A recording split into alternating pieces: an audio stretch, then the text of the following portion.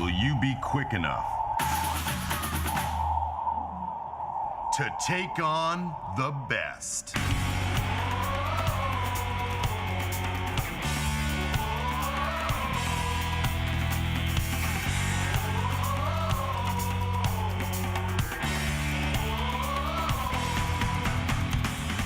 Today, we will watch these 4 members of the fighting game community face off in an elimination tournament with 4 gamers who have fought their way in from the E3 show floor.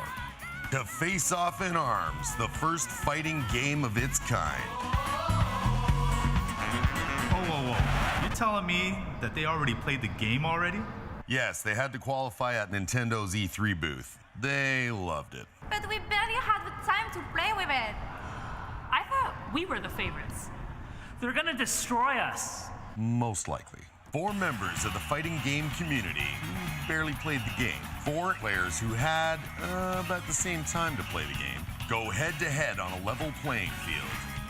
The battle begins now at the 2017 ARMS Open Invitational. Could I at least get one more game in? No.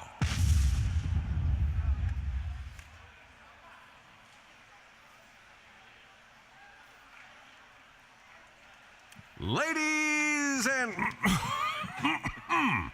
Actually, let me do that again. Sorry, just had a big glass of milk. A lot of dairy in my throat still. me, mother... All right. Shall we go ahead then? I'm sorry, what? Yeah, that would be funny if we were live right now. Wait, we are? Ladies and gentlemen in the Nintendo booth and watching at home, welcome to the 2017 ARMS Open Invitational! On behalf of the ARMS League, I have the pleasure of introducing your host and commentator for the evening, Jordan Kent. Well, thank you for the introduction. Good afternoon and welcome once again to the 2017 ARMS Open Invitational. I'm your host, Jordan Kent, and joining me, we have Vicky, Kitty, and D1 breaking down all the action.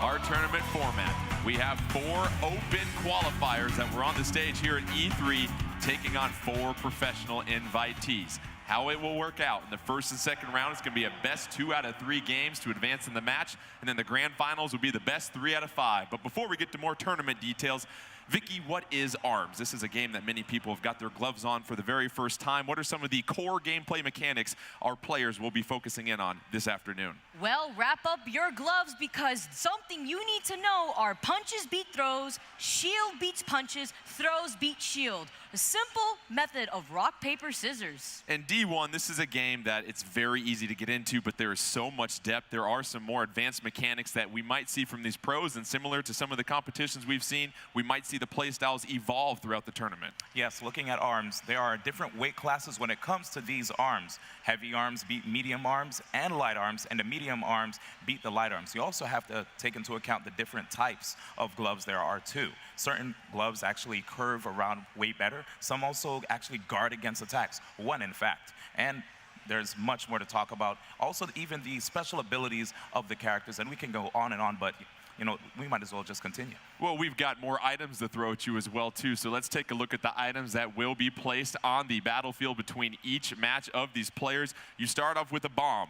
You don't want to be near a bomb. Typically, an explosion is not a good thing that you want to be a part of. Then you have a shock bomb that will shock you. And Vicky, you look at what happens when a player gets shocked. What happens when you get shocked, and how does it open the window for your opponent? Unfortunately, your arms just happen to not work at that very instant, and that would give you the opportunity to push pressure on your opponent and take advantage of the fact that they aren't allowed to attack you back. The game is ARMS. If you don't have your arms, you're going to have a bad time. Meanwhile, we have an HP bottle and some super juice. D1, what will that do? So there's a great area of effect when those items hit the field. If you see the HP healer, you basically get more health. And when it comes to the rush, if you get inside that area, you get more meter, which will allow you to unleash a rush, which does a lot of damage to your opponent.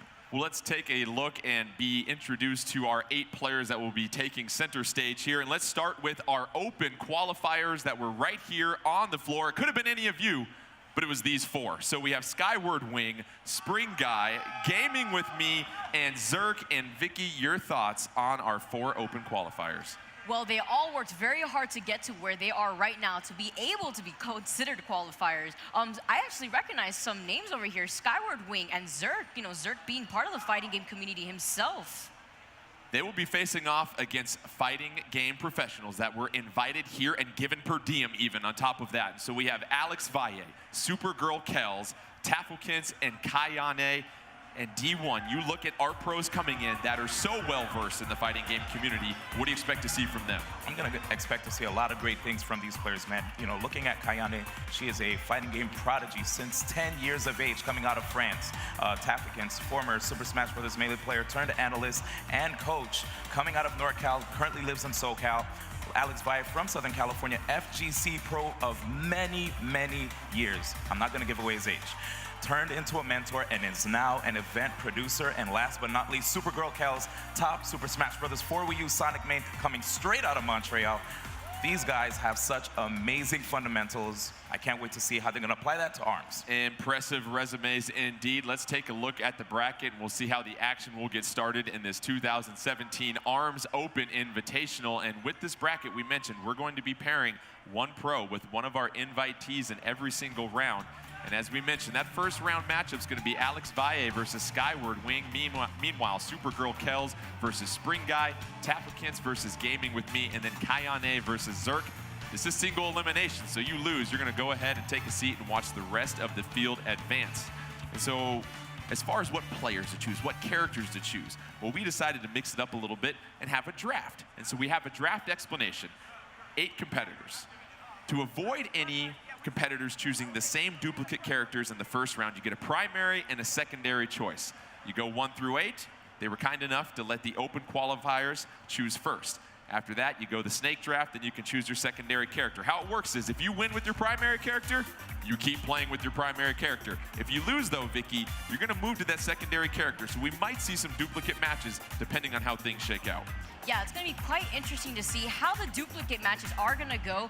This is still a relatively new game, so, only us can see. And D1, as we get set for our first match here, mobility was a term that we brought up so much as we started to play with this game. We looked at how these pros and these open qualifiers were playing. What role does mobility play in ARMS as far as finding some success? When it comes to ARMS, you want to make sure that you're not an easy target to pin down. Certain characters, though, can actually benefit from standing still. Of course, we'll get into that later, but as far as the rest of the cast is concerned, you want to be able to just use your jumps, use your air dashes, and even your ground dashes to the best of your ability to make sure that no one either hurts your arms or even takes HP off of you as well. Let's get set for our very first match. From the pro fighting game community, please welcome Alex Valle and our first open qualifier, Skyward Wing. Please come take the stage. Our very first matchup in the 2017 ARMS Open Invitational. And so D1, you look at some of the mechanics that are sometimes universal in all fighting games, being able to read and react to what your opponent does. How critical is it in a game like ARMS where every stage is going to be different that you've got to know exactly how your opponent's character plays? Well, character knowledge definitely helps out a lot when it comes to this game, but let's also delve deeper into the arms that these characters have. Certain characters may have arms that will help them catch somebody who is quite nimble, a character that jumps a lot, maybe even a character that has weaker arms that they can overpower.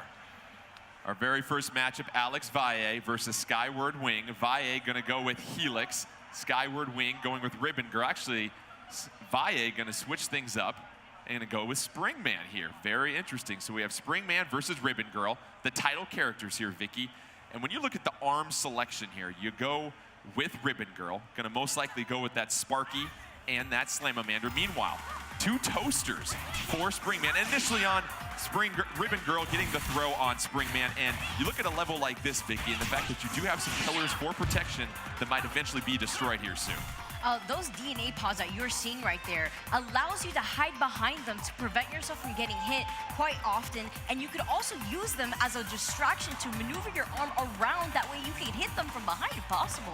Both fighters right now just getting a test for the stage. They're making sure they're getting everything squared away. You want to be familiar with Spring Man. Make sure that you know how to operate with him. Meanwhile, Ribbon Girl, we've talked every single character in this game, D1, has a special attribute. What is it about Ribbon Girl that is so unique? One of the things about Ribbon Girl is that she has 4 jumps, and also she is able to do 2 air dashes in midair. And having all these movement options make it very difficult to understand where exactly Ribbon Girl wants to go, especially if you add in the fact that she could dive bomb as well. We heard me announce that Alex Valle went with Helix. That's who he drafted.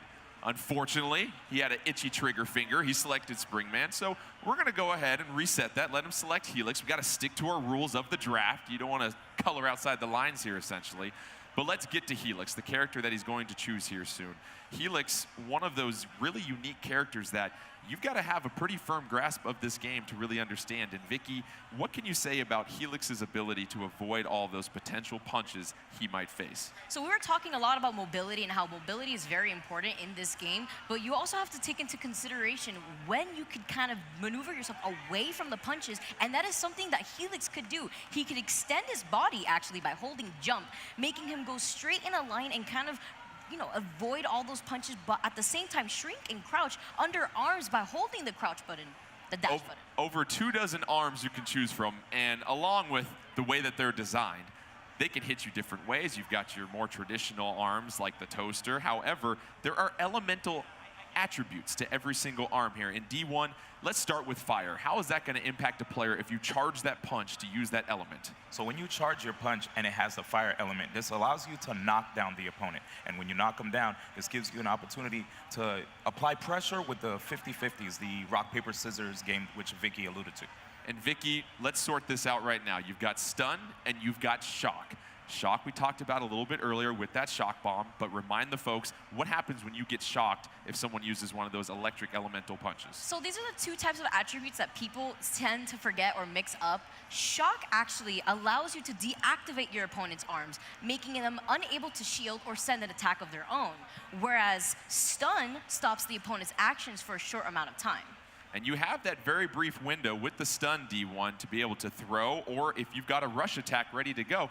And oh, we mentioned rush attack. How rude of us. Why don't we explain that real quick? D1, give me a quick explanation of that rush attack we're going to see most likely. Oh, absolutely. So if you build up meter, right, you basically build up your rush gauge, and this rush gauge allows you to cancel out any lag if you throw out a bad swing. If you go for a bad punch and then your opponent is about to counterattack, you could rush to cancel out that lag. You could also cancel out the lag from a grab as well. And this rush attack, of course, does a lot of damage. Let's get to our first match now that Alex Valle so politely chooses the correct character. We've got Helix with 2 blorbs. Those have the blinding ability. Meanwhile, Ribbon Girl going with that Slamamander and Sparky. Fire and electric elemental punches right there will be interesting. Ribbon Girl getting the throw on Helix. Early damage in this one. Meanwhile, Helix ducking behind those DNA tanks that you mentioned, Vicky. Yeah, those DNA tanks really help you avoid getting hit constantly and allow yourself to make your opponent throw out their arms and leaving them vulnerable to attack. In D1, you need to time out your punches.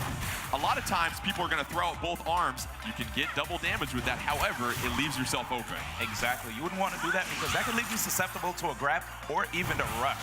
Ribbon Girl getting the shock, deactivating the arms for Helix, getting the throw right now. Sizable lead for Ribbon Girl. Here comes another throw. Helix hanging on with just a sliver of life, and Ribbon Girl gonna get the left Slamamander on Helix to take the first round of this game. Helix going with both of those blorbs once again, and the blinding ability, how will that impact Ribbon Girl if Helix is able to connect? So what the blinding ability does for the blorbs is whenever you get hit by a blorb, your screen gets hit by a paint blob and you're unable to see anything that is happening currently on the stage. So that is something to take into consideration whenever you're playing a character like Helix, as he's the only one with a blorb at the moment. Ribbon Girl with the throw. Helix, however, has a rush attack ready to go. Ribbon Girl blocking. Gonna go ahead and take that blorb to the face, jumping up in the air. We see the mobility being used by Ribbon Girl. Helix connecting with another blorb. It wasn't charged, though. Ribbon Girl's got both punches charged, ready to throw that. Helix dodges to the left. Rush attack ready for Helix. Ribbon Girl gets the throw on Helix. Helix with less than half life left. That is Alex Valle trying to take on our open qualifier. Meanwhile, Ribbon Girl, oh, that punch, D1, gonna be negated because Helix able to punch through the throw of Ribbon Girl. Exactly, because the blorb is heavy, and the 2 arms that Ribbon Girl has are medium. But right now, we actually have Ribbon Girl in the lead, doing a really good job of just weaving around Helix, and takes that round and the game. So I want to make a note right there that the reason why Helix took so much damage after hitting that DNA tank was because Ribbon Girl's throw damage is actually 150, but when you throw them onto an object on the stage, it deals even more damage. And Ribbon Girl curving that punch as well too, and that can catch you off guard. So the first game is going to go ahead to our open qualifier, Skyward Wing, and Alex Valle had that rush attack charge there, D1, but just couldn't quite use it or find a window of opportunity to deploy it. Yeah, what happened was Skyward Wing was just moving around the stage, and it was kind of hard for him to lock Skyward Wing down, which plays into Ribbon Girl's strengths right there. Alex Valle losing goes to the secondary character, Twintel, with dual Chillas right now, taking on Ribbon Girl with the Sparky and Slamamander, and yet another level now. This time, Vicky, we've got a little bit of undulation in the level, and character's gonna try and get the upper hand. Absolutely. Getting the higher ground could definitely be crucial in the matchup, and hiding behind those pillars, as you see right now, Twintel doing that, just that, forcing Ribbon Girl to approach her. Another thing to note is that when Twintel is glowing yellow around her, she can actually slow down punches heading towards her. And that is a very important ability. However, the shock and the grab and the throw by Ribbon Girl gonna knock Twintel down. But Twintel and Alex Valle, they have that rush attack. Will they deploy it? Trying to dodge and find cover around that pillar. Ribbon Girl, there you see the double jump right there, D1. That maneuverability opens up the window for the throw. Absolutely, and when it comes to maneuverability, Twintel also has that, as if she jumps in the air, goes for an air dodge, she can use her Star Struck, which slows down attacks, but the rush attack gets a decent amount of damage. Twintel with the rush attack, Ribbon Girl down to half health, but this will do it. They KO on the throw by Ribbon Girl, and Ribbon Girl able to avoid the throw attempt by Twintel, and Alex Valle dodges to the left, throws out both ribbons, throw for the KO, Vicky. That is an incredible throw to avoid at the same time, because Twintel's throw damage is actually 160, 10 points higher than Ribbon Girl's. Ribbon Girl with another throw right here, and you've got to react so fast, D1, when you see those green gloves come in for a throw. The counter with the punch like we saw Twintel do right there. However, Ribbon Girl jumping, getting another hit on Twintel. Twintel down to just less than 75% health. Ribbon Girl has a rush attack ready to go, and here it goes. And knocking Twintel back into the corner of the stage. And if you're Twintel, you've got to be able to get in close to Ribbon Girl and start getting her on her heels, D1. But it looks like Twintel, even though her mobility is quite good, Alex Valle is just having a tough time hitting this Ribbon Girl. She looks like she's not even under 750 yet. Ribbon Girl doing a fine job of dodging the punches, but here comes another rush attack from Twintel up against the ropes. That's going to go ahead and knock Ribbon Girl down to almost 50% health. Counters the throw with a right Chilla, and then a throw of Twintel's own. Uh-oh, looks like Alex Valle is starting to learn this game here a little bit more. Oh, going to take the hit from Ribbon Girl. Moving, dodging Ribbon Girl's throw. Going to dodge that 1-2, connects with the left, but here comes the rush attack. Oh, Ribbon Girl! Not enough yet. A touch from a feather will knock out Twintel at this point, and there's the throw for the KO. And that is another game. That makes it 2 of 3. And Skyward Wing, your open qualifier, gonna go ahead and take down Alex Valle, the seasoned pro. However, Skyward Wing getting very familiar with this game in the short amount of time he's had to play it, Vicky. That's incredible. We've been seeing both these players abuse their rush attack a lot better than you could see anywhere else, honestly. They catch the opponent right in the air, catching them out of their jump, and making sure you have to respect the rush attack if they do not have it at the moment. Even if Alex Valle is out of the tournament now, I know he's going to hit the lab and come back stronger in the future. Looking at the replay, it almost seemed like Alex was starting to get the grasp of how to play with Twintel is just too little too late. And you see how both characters were really doing a fine job of dodging punches and then countering with their own and being able to connect. And looking back at that match, it was really something where Ribbon Girl doing a fine job, D1, of getting her punches charged and connecting with those. Oh, indeed. And just jumping in the air, dodging everything that Alex Valle keeps trying to throw out. But right there, if you notice, when an opponent goes for a punch that's easily reactable, you can just immediately counter with that rush attack, which is why you saw Alex Valle lose so much health.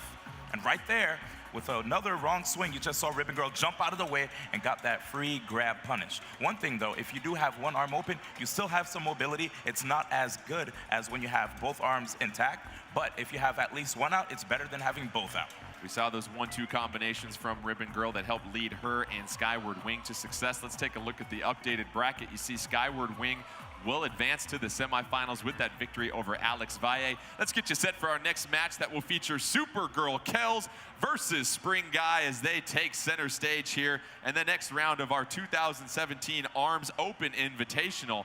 And looking at this draft, as we mentioned, the Open qualifiers had the first selection. Who they choose obviously can make a big impact, because if you had the last pick in the draft here, Vicky, you may not get a character that you had a chance to get familiar with, and that can certainly make things difficult. It makes things difficult, but also interesting. At the same time, these are also pros that have a good understanding of the fighting game community and what they're going to look out for their opponents. Supergirl Kells going to go with Ninjara. Meanwhile, Spring Guy going to go with, take a wild guess, Spring Man. So you look at what Ninjara can do. We talk about mobility. What is so special about Ninjara and what he can do differently than everybody else, D1? So when Ninjara jumps into the air, if he goes for an air dash, you can't quite tell in which direction he's trying to go in. And that's what makes him really unpredictable, on top of the fact that if he's on the ground and you shield, he also teleports, which makes it very hard to want to pressure him. Disappears in a cloud of smoke. You can't predict if he's going left or right. Players are getting set for their matchup. Supergirl Kells going to be playing as Ninjara. Spring Guy going as Spring Man. And let's take a look at the loadout here. Spring Man choosing between that toaster, that boomerang. It looks like it's going to be a toaster and tri-bolt for Spring Man. Meanwhile, Ninjara is going to go ahead with that buff and tri-blast in the early attack by Spring Man.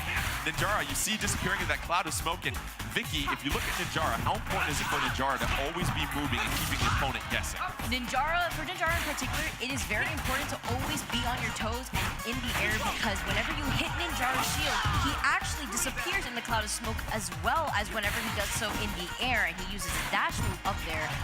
That means that you have to be really wary when your opponent has rush attack, because that means you can't shield the rush attack like the other characters in the game. Springman, Ninjara, they're both at about 60% health at this point. 60 seconds left in the match. Both players close to a rush attack. There goes Springman. He's got his rush attack ready to go. Got the tri-bolt charge. Gonna miss with that. Ninjara connects with the left buff right there. Both players have their charges punched. Punches charged. Meanwhile, Springman gonna release that rush attack. Ninjara gonna succumb to that. Ninjara down to just 35% health. Meanwhile, Ninjara disappearing in a cloud of smoke. Gonna miss the throw, and D1 connects with the throw right here. Keep an eye open. We see Ninjara actually almost has full rush. This will allow Ninjara to make a comeback. Yet another throw by Ninjara. Springman trying to hang on, less than 25% health. Keep a look at that timer, just 23 seconds left. Another throw for Ninjara. Not a KO yet. Still a sliver of health left for Springman. Ninjara there connects with the buff in the left arm, D1. And Supergirl Kells made sure to save her meter, so she has rush for the next round. Supergirl Kells taking the first round in this first game. Ninjara with a full rush meter controlled by Supergirl Kells. Meanwhile, Spring Guy with Spring Man. In Spring Man, D1, when his health gets low, he's got an attribute that kicks in. Yes, when he is at 25% health, it is quite scary because his arms are perma-charged. Ninjara with a rush attack and gonna do all sorts of damage to Springman. 240 down right there, Vicky, and those rush attacks are so important to connect on in these That is why you saw Supergirl Kells hold on to her rush for so long, because she wanted to use it to her advantage so that way she could progress within this match, as well as you see her right now just approaching Springman. But she needs to watch out. If Springman gets hit right when his charge wears off, the punch will be deflected when a shockwave parries the attack, but he doesn't even need it. He's able to use his rush. Rush attack by Springman, hanging on for dear springs at this point. Meanwhile, Ninjara connects with the right tri-blast. And you saw Ninjara and Supergirl Kells doing a fine job of jumping in the air, D1, reading the punches coming in from Spring Guy, and then disappearing into a cloud of smoke and countering with a quick attack. Oh, indeed. And the scary thing about the Ninjara's buff glove is the fact that when you charge it, it gets bigger, which means you basically have a bigger surface area, more opportunities to actually land a hit on your opponent. We talked about having some potential duplicate matches, so you'll be very excited to see who Spring Guy's secondary character is. But you mentioned the buff. What about the weights of the gloves, D1? These arms have different weight classes, and those take priority when they meet each other. Yes, looking at Ninjara's gloves, Ninjara has the Chakram, which is a medium weight, also the buff that's a medium weight, and last but not least, the Tri-Blast, which is a lightweight. As far as the lightweight, gloves are concerned, they lose to the medium and the heavy arms, but the medium gloves just only beat the light ones. Of course, the heavier the glove, the slower it moves, leaving your opponent more time to counter right there. So we've got dual Ninjara, so turn off the smoke detectors in this one as they both will go face to face. And Vicky, we talk about these different levels. Now you have this level, this dance floor for Ribbon Girl. You're gonna have these pillars pop up, so lots of different coverage that's gonna be random throughout this match. Yes, as I mentioned earlier, the higher ground is really where you want to be, and with these two characters, they're very high mobility based. Something to make note on is this is the only character that cannot take chip damage on his shield because he does not allow it. Supergirl Kells, the Ninjara with the purple. Meanwhile, Spring Guy, the Ninjara with the green. Early on, advantage Supergirl Kells, about 75% health, gonna connect on that throw. Spring Guy gonna fall to 60% health, and here come the pillars right here, D1, and this is where you want to use Ninjara's mobility and those pillars to avoid some punches. Yes, you see it happening right now, and just to be clear, Spring Guy is the green-haired Ninjara, while Supergirl Kells is the purple one. Absolutely, Supergirl Kells, meanwhile, doesn't have the rush attack. Spring Guy with the rush attack, ready to deploy at a moment's notice. However, still plenty of life left for Supergirl Kells. Supergirl Kells doing a fine job of working the sides of this stage. However, gets knocked back by that Tri-Blast by Ninjara. Ninjara controlled by Spring Guy, unleashing the rush attack. 330 right there, D1. That was so much damage, and if you notice right there, the other Ninjara tried to jump into the air to avoid, because knowing that if you try to block, you will teleport potentially into the other rush punch. Supergirl Kells with that rush attack of her own. Meanwhile, Spring Guy down to the last 15% of his health. Green Ninjara is Spring Guy, however, connecting on the punch right there. 20 seconds left. Supergirl Kells trying to pin Spring Guy in the corner. Has the elevation. Gonna try and counter with a double punch. However, that chakram on the right side gonna connect on Supergirl Kells, but no! Supergirl Kells connects with the right armed Tri-Blast, connects with that right Tri-Blast, and that's going to go ahead and get that round victory for Supergirl Kells. Let's get to round 2 here as we have pink Ninjara controlled by Supergirl Kells, green Ninjara by Spring Guy. And early on we see, Vicky, both fighters getting a chance to get to that rush attack this last round. They were both able to land it at one point as well, catching them both in the air. You need to watch out for that. It is noticed that you can't hold shield against any rush attack as Ninjara, so to jump away would be the best option you could possibly do. But at the same time, you're seeing both of these Ninjaras fight close range because Ninjara has a high mobility for close range. Spring Guy going with dual Tri-Blast. Meanwhile, Supergirl Kells going with the buff and the Tri-Blast early on. Here comes a rush attack from Spring Guy, however. He's got it ready to go whenever he wants. Supergirl Kells, no rush meter right now, under 50%. Spring Guy doing a good job using those pillars for coverage. Here comes the rush attack for Spring Guy, but no, counter D1 by the dodge by Supergirl Kells. Yeah, Supergirl Kells making sure to just keep on the pressure with the buff and the Tri-Blast, making it very difficult for Spring Guy. Kells doing a fine job of jumping in the air, disappearing into smoke, connects with the throw right here. That's going to do some damage. Meanwhile, Spring Guy less than 50% health. Supergirl Kells going to have to really watch his punches. Yet another throw for Supergirl Kells, Vicky, and Spring Guy need to read those throws a little bit better. Yes, he keeps getting thrown, and that's 150 damage per throw, so he does not want to get any more of those hit on him. Supergirl Kells connected. It's going to come down to the last punch or two, and Supergirl Kells with the throw coming back from the grave in this one. Impressive victory, and it was throw after throw after throw that Supergirl Kells unleashes on Spring Guy. She gets the second round victory. That's going to go ahead and take the second game for Supergirl Kells. And how about the ability of Supergirl Kells to jump into the air, use Ninjara's special ability, disappearing into smoke, and to counter with the throw? Exactly. It's really hard to just know where he's going to go, where she's going to go. So because of that, you will get that opportunity to counter whenever you see Spring Guy go for a wrong punch. We've got a couple of other abilities that these punches have, the elemental abilities, and we do want to talk about ice. We saw Twintel use the Chillas, and meanwhile you also have an explosion. So let's start with the ice there, Vicky, and then take us through a tour to explosion. So how do those affect the opponents? The ice attribute actually slows down the opponent and stops him from dashing. And you know, as we mentioned earlier, mobility really is key in this game, and for that to hit you could be really crucial as the outcome of the game. As for explosion, when the punches explode on hit, they do deal extra damage. D1. And as far as the ice is concerned too, you still have the ability to swing. So if your opponent tries to grab you after they freeze you, just go for one punch, you'll be able to break that grab. But you move a little bit slower, like you just had a stack of pancakes for breakfast. Absolutely. Let's take a look at the updated bracket here as Supergirl Kells will advance in that match. That bracket, as we mentioned, you've got Supergirl Kells that will be taking on Skyward Wing, who was one of our open qualifiers, getting the victory over Alex Valle. So those two will face off in a best 2 out of 3 when we get to the semifinals. But let's set the stage for our third match in this opening round. Please welcome to the stage Taffakins squaring off against Gaming with Me and D1. We're starting to see a wider selection of these arms that the players can choose.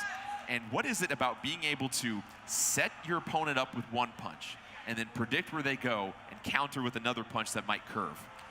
I think one of the best things about that is if you're using something that has a lot of startup, let's say the Dragon, right? If you're using Min Min, it's really hard to catch someone who's really nimble with that. So you want to put that out there and then try to influence where the opponent goes with another weapon. As we take a look at the characters that Taffakins and Gaming with Me will choose, you're going to get a chance to see Master Mummy here, Vicky. And Master Mummy, the biggest, slowest character in the game. However, Master Mummy packs a punch and has a very unique special ability. When Master Mummy gets hit, he does not flinch, and it can be incredibly scary, so you need to watch out your distance against Master Mummy, and when you're throwing out both your punches, leaving you vulnerable to potential grab or a bigger punch, as he has Megaton. Taffakins going with Master Mummy. Meanwhile, Gaming with Me choosing Min Min. And what is it about Min Min? Some very unique abilities with her, D1.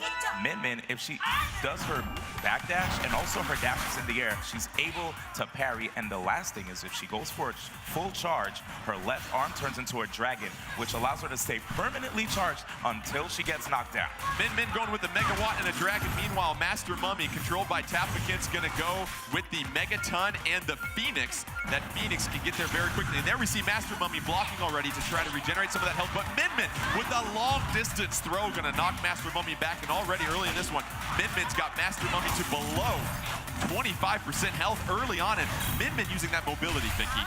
Min Min taking advantage of the fact that Master Mummy is going to want to stay into shield a lot of times, since whenever he holds shield, he actually regenerates 10 health each time. Very good, making sure that you know your opponent's going to want to block as Min Min using that throw. And that's such a good point I want to revisit, Vicky. The fact that Master Mummy's going to want to sit in that block to regenerate health. If you know that, you know you can throw after throw after throw at Master Mummy. Yes, you could, potentially grab him, fish for that grab, but at the same time, you don't want to be too grab happy, because if you get hit once by that Megaton, you're going to be losing a lot of damage. Master Mummy switching to the Retorture to go along with the Megaton. Min Min staying with the same set of the Dragon, the Megawatt, a throw right there by Min Min. You've got the rush attack charge for Master Mummy. Master Mummy trying to charge up both punches, no avail right there. Yet another throw by Min Min, and Master Mummy. Min Min trying to send Master Mummy back to the tomb early here. Master Mummy blocking the punches right there, dodges the rush attack, counters with the throw, gets the throw on Min Min, and D1 200 damage on a throw from Master Mummy. Strongest throw in the game, and right now we have Taffakins putting together so much damage from that rush, 345, but the answer from Gaming with Me with that grab gives a free charge. Min Min kicking Master Mummy out the kitchen, and that's a quick victory for the first game by Gaming with Me. Very impressive with Min Min. It's interesting, Min Min selected by Gaming with Me in both rounds. Gaming with Me very, very confident in Min Min's abilities. Didn't want anybody else to get her off the board. Yeah, and it looked like right there at the end of that game, Taffakins was thinking to himself like, wow, man, that pressure from the Min Min was quite great. So he's going to have to think really deeply about how to counterattack this Min Min into the next round. Well, Taffakins' secondary character will be Springman, so a little bit more mobility right there, Vicky. And if you're facing a very fast player like Min Min, what are some of those potential arms you want to go with? You don't necessarily want to go with big, slow, heavy arms. You're looking for something maybe a little bit lighter that you don't have to throw straight at them. Yeah, you could risk yourself going for lighter punches, but at the same time, if your opponent has heavier arms, they are going to be going for the lighter arms, as D1 had covered earlier. Looks like Tapakin's going to go with Master Mummy in the second game. Min victorious in the first game. Best 2 out of 3. Min with yet another throw. And D1, I want to ask, if you're Master Mummy and you're blocking to regenerate health, can you then counter the counter by making sure you throw punches expecting to see more throws come? Yes, as long as you make sure you just throw a punch the moment you see that grab coming. I mean, there's an audio cue and you see that green neon light right there. It is quite obvious to be able to block the grab, but you have to make sure you don't swing first. Min tossing Master Mummy around like a rag doll in this round. Gonna get the throw yet again. And unfortunately, Master Mummy recovers health, but not as much health as a throw takes away, as Min is calling from long distance with those grabs, tossing Master Mummy all across the map. And another quick victory for Min, who, oh, by the way, D1, has a rush attack ready to go. Uh-oh. There's gonna be a lot of damage and already unleashing the boy. 365 damage right there, and that was so quick right there, D1. Way too much damage, and it looks like Tapikins is just sitting in shield, making it very easy for Gaming with Me to keep on the pressure. It's hard if you were Master Mummy, Vicky, because you're a big, large target. You can't move left and right, so you have to be very good at reading what your opponent does. Yeah, to make up for all the damage that he does, he is unable to be as mobile as the other characters in the game, which is why he was able to eat that rush attack so early in the game when he was in the middle of jumping. Master Mummy using that Megaton to deflect a lot of the punches. You see the heavy Megaton negating the lighter punches of Min, but Min getting the KO on Master Mummy. Too little, too late by Tapokins, and another game victory for Gaming with Me. That'll go ahead and take the match. Well done, Tapokins, but we're seeing our open qualifiers here, D1, really bringing their A game in ARMS right now. Yeah, isn't it like 2 of them already? 2 of them have advanced out of 3 matches already. So it'll be interesting if our next pro can certainly step it up, but you see Master Mummy, Vicky, a slower character where if you can connect with those punches, they're going to do a lot more damage. However, if you're going against someone like Min that's moving left and right, you have to really make sure that you predict where Min might be. Absolutely, and the reason why that was such underwhelming pressure was because of the fact that when Master Mummy has to deal with something close range, he absolutely has no idea what to do. He has no option to get you away from him, so that's why he wants to stay in shield far away from your grab range as well. And D1, you look at Master Mummy players, they might really want to make sure they're very proficient at being able to counter those throws with those punches, because you know opposing players facing a Master Mummy are going to be much more lenient to use that throw and take advantage of the fact that you're blocking and regaining your health. Yep, as long as they see that shield up, they're going to want to go for that throw. So the best thing a Master Mummy player can do is go for that Megaton punch, or whichever one of the punches that he has, arms that he has equipped, to thwart the attempts time and time again. Let's take a look at our updated bracket as yet another open qualifier advances to the semifinals.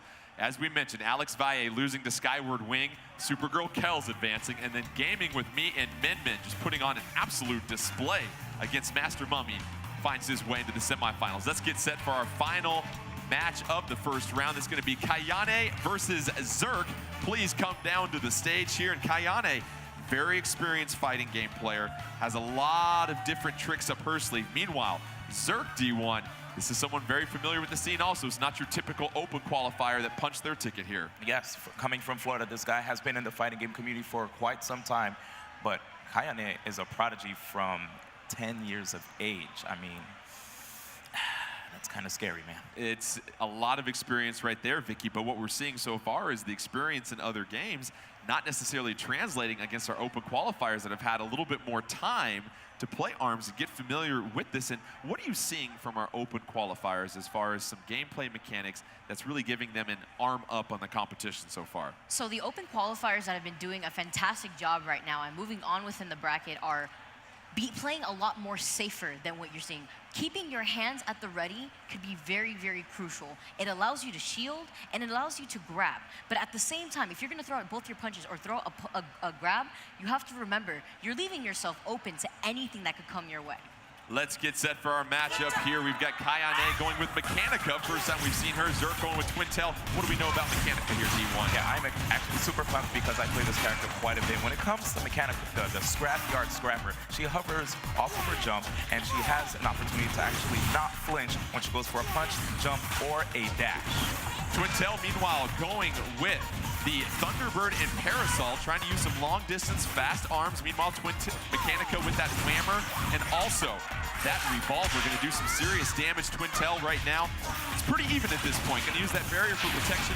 Mechanica gonna dodge around. Twintel connecting with a couple punches and just being very proficient here, Vicky, of just landing these small, light, fast punches. And it's really interesting to see how Mechanica is trying to maneuver herself around Twintel, and at the same time, right there, she was able to charge her attacks mid-air. She's able to do that while she hovers as well. Twintel dodging the rush attack from Mechanica and then able to block the rest for very little damage. Meanwhile, getting the throw on Mechanica. And Twintel has a rush attack ready to go. Meanwhile, Mechanica trying to keep its distance. Twintel with that rush attack. Mechanica less than 25% health. Here comes the rush attack, and there's the KO from Twintel. And how about Twintel being able to read when Mechanica landed and unleashing that rush attack? It's almost as if Zerk played the game a couple weeks in advance. Zerk going with that Thunderbird and that Parasol. We had the global test punch, of course, people getting a chance to get familiar with that. Here comes that whammer and the revolver, same weapon set for Mechanica. Getting stunned and knocked back right there, Vicky. The 1-2 elemental punch. The 1-2 elemental punch, but look at all this pressure that we're seeing. Notice how we're seeing both these characters keep their distance away from each other, but that grab is gonna snipe Twintel, making 160 damage. Twintel able to shock Mechanica. Both those arms become useless at that point, and then gets the grab and the throw. That Thunderbird trying to call in and get some damage. However, the rush attack from Mechanica gonna do 365 damage on Twintel. Twintel and Mechanica. Mechanica with about 60% life, Twintel with about 40 at this point. And you look at Mechanica, D1, finally getting some pressure on Twintel. Yeah, if you notice, the whammer right there is a great tool that actually beats both of Twintel's arms, which are medium, while the whammer is heavy. Zerk doing a fine job of shocking Mechanica and then using that grab to get some extra damage as well, too, connecting on those charged elemental punches. We've got about 36 seconds left. Twintel with the rush attack, ready to go. Zerk being very careful about when to deploy. Counters the throw with the Parasol through the throw. Gonna size up Mechanica at this point. Here comes the rush attack, trying to say goodnight to this round. However, Mechanica gets knocked back. We've got 22 seconds left. Zerk counters 1-2 Thunderbird and then the Parasol, and it was all about those charged elemental punches, D1. There was so much patience right there from both of those players. Did you notice how they were not even swinging? They both just kept looking at each other, waiting for one to go for the first punch, and finally, Zerk attacked when the time was right. Kayane gonna move to her secondary character, which will be Ribbon Girl. We'll get that game set up here soon. But Vicky, D1's making the point about these players being patient, not throwing arms out there. You've got two choices here. You can either play very aggressive, meaning you're the one calling the shots, or you can play a little defensive where you're trying to read and react. When you look at those two different play styles, let's start with the aggressive one. What are some things you want to keep in mind if you really want to try and put the pressure on the opponent? If you really want to put a pressure on your opponent, you have to take into consideration your stage, where you are, your positioning, how far are you from your opponent, what can your opponent do from this so-and-so distance, what can their special attributes be, do they have rush? A lot of times you're seeing both of these players get hit by rush because they're constantly jumping mid-air, trying to avoid each other's attacks, but not trying to be as grounded and trying to close in that space. That's Zerk and Twintel with the double chillas to the left if you're facing the screen. Meanwhile, Ribbon Girl controlled by Kayane. In Ribbon Girl stage, Twintel gonna get the throw, but here come those pillars right there. In D1, Ribbon Girl's ability to jump multiple times can really take advantage of getting the height on Twintel and raining down some punches. Oh yeah, when she's on this stage, she actually gets more air dashes when she's at the top of the columns, actually. It's really scary. Twintel with the rush attack on Ribbon Girl, almost with the KO, and Ribbon Girl avoiding the throw right there, hanging onto a sliver of life. Twintel with both chillas charged at this point, trying to land one more critical punch to go ahead and say goodnight, take this round. However, Ribbon Girl keeping her distance, using those pillars for defense. Twintel can't connect quite yet, but there you go. The left chilla in the face of Ribbon Girl gonna knock her down, and that round is gonna go to Zerk. And Zerk, we haven't really seen him utilize the slowdown attribute of Twintel yet, though. Hasn't really needed that. Wow, yeah, instead he's quite comfortable just weaving around Kayane's attacks. He actually did it right there.